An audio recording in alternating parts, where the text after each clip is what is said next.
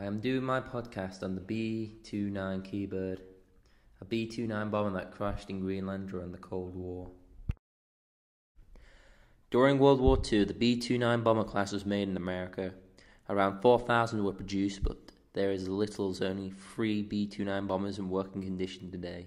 The Keebird took off from Ladd Army Airfield in June 1946 and began its operational missions later that month. Its flights were used to develop accurate polar navigation surveys, a map of the Arctic, perform comprehensive weather studies, and test the men and equipment in the Arctic conditions, training in polar navigation and operations, and fly long-range photographic intelligent flights with B-29 super fortresses. On 20th Feb, Lieutenant Vernon H. Arnott took their B-29 bomber, the Keebird, and its crew of 11 men off towards Greenland on a secret reconnaissance mission. However, due to bad weather, they had to turn around. At some point, the pilot became dazed and confused. Losing track of where they were, they soon ran out of fuel and crash-landed somewhere in the Greenlands. Thankfully, the crew survived. The bomb bay doors took most of the impact, preventing the plane from being crushed.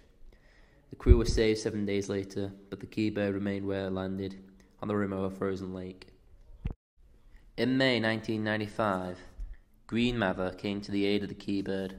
With a small crew, they started up repairs on the old B-29.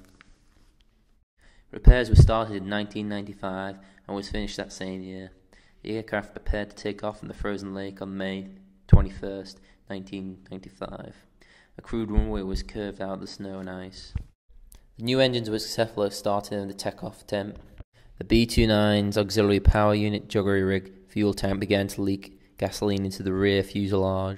Fire quickly engulfed the B-29. The cockpit crew escaped unharmed, but the cook/medic, Bob Veneran, who was visually monitoring the Greenmather and his crew, tried to put out the flames, but they failed. The Keebird was engulfed in flames and suffered extreme damage.